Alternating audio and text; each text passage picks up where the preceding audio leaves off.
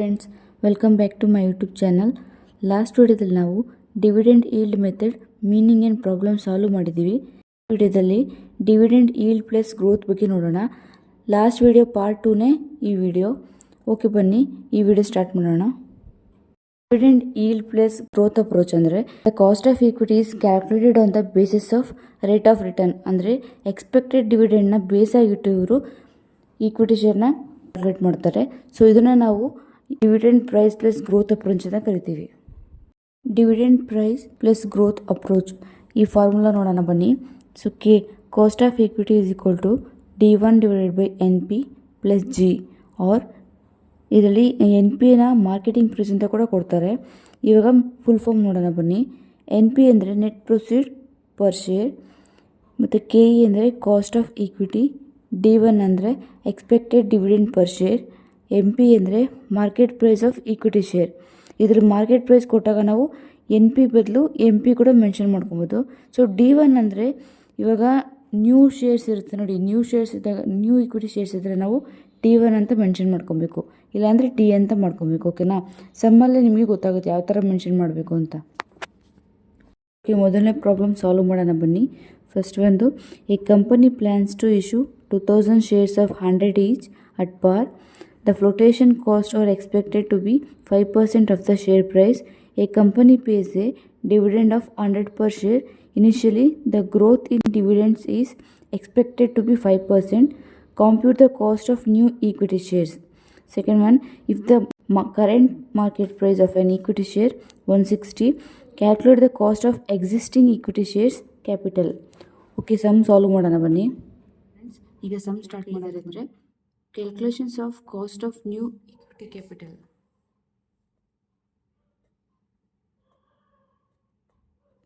Calculations of cost of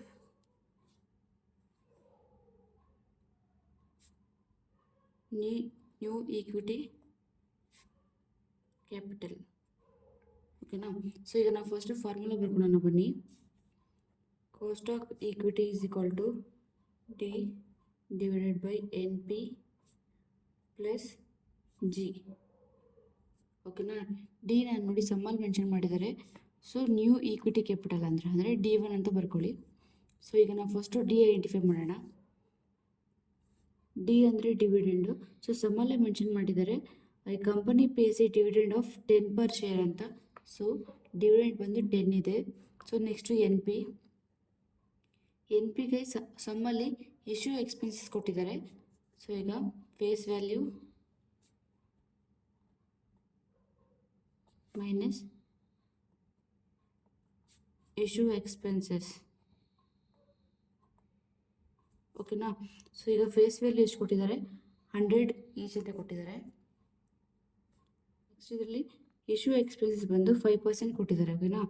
so 100 into 5% ಮಾಡಿದ್ರೆ ನಿಮಗೆ 5 ಬರುತ್ತೆ.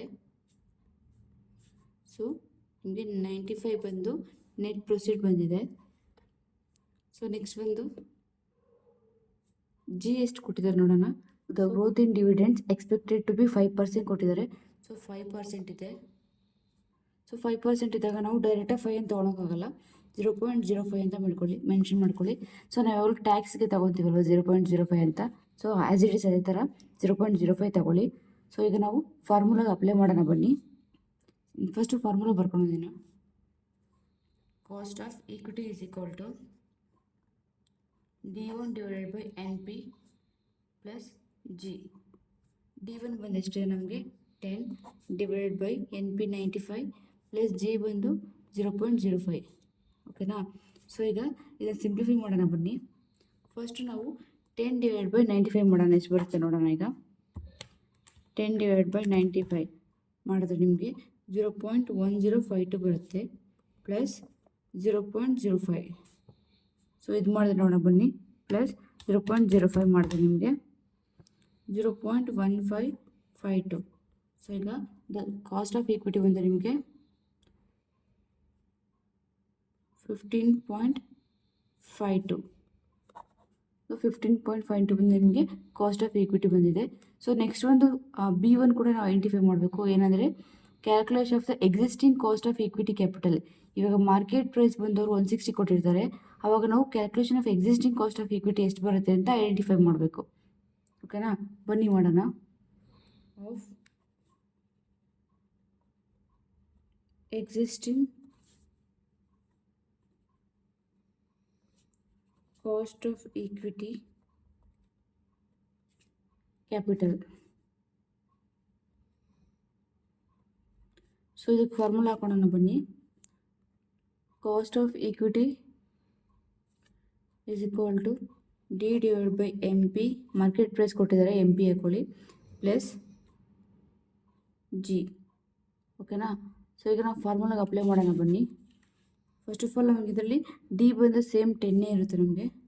D is equal to 10. Market price ಎಷ್ಟು ಕೊಟ್ಟಿದ್ದಾರೆ ಅವರು 160, ಪ್ಲಸ್ ಜಿ ಇದೆ ಆ್ಯಸ್ ಇಟ್ ಈಸ್ 0.05. ಓಕೆನಾ, ಸೊ ಈಗ ಫಾರ್ಮುಲಾ ಅಪ್ಲೈ ಮಾಡೋಣ. ಡಿ ಅಂದರೆ 10, ಮಾರ್ಕೆಟ್ ಪ್ರೈಸ್ 160, ಪ್ಲಸ್ ಜಿ ಅಂದರೆ 0.05. ಸಿಂಪ್ಲಿಫೈ ಮಾಡೋಣ. 10 ಡಿವೈಡ್ ಬೈ 160 ಮಾಡಿದ್ರೆ ನಿಮಗೆ 0.0625 ಬರುತ್ತೆ. ಓಕೆನಾ, ಪ್ಲಸ್ 0.05 ಮಾಡಿದ್ರೆ ಸೊ ನಿಮಗೆ 0.1125 ಬರುತ್ತೆ, 11.25. ಸೊ ಈಗ ನಿಮಗೆ 11.25 ಬಂದು existing cost of equity price. ಓಕೆನಾ, ಸೊ ಇಲ್ಲಿಗೆ ಈ ಸಮ್ ಕಂಪ್ಲೀಟ್ ಆಯಿತು. ಫ್ರೆಂಡ್ಸ್, ಈ ವಿಡಿಯೋ ನಾನು ಇಲ್ಲಿಗೆ ಮುಗಿಸ್ತಾ ಇದ್ದೀನಿ. ನೆಕ್ಸ್ಟ್ ವಿಡಿಯೋದಲ್ಲಿ ನಾವು ಅರ್ನಿಂಗ್ ಪ್ರೈಸ್ ಅಪ್ರೋಚ್ ಬಗ್ಗೆ ನೋಡೋಣ. Okay, thank you for watching.